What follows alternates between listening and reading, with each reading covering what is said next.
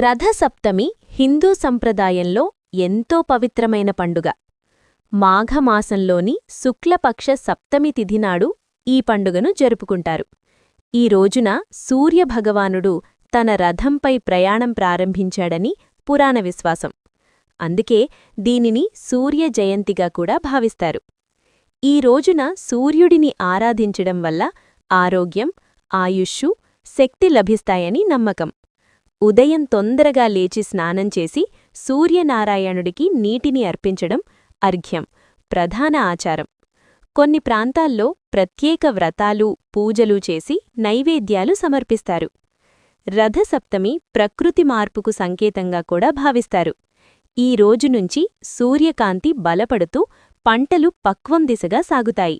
అందుకే రైతులకు ఈ పండుగకు ప్రత్యేక ప్రాధాన్యం ఉంది. భక్తితో ఈ పండుగను జరుపుకుంటే శుభ ఫలితాలు కలుగుతాయని పెద్దలు చెప్తారు.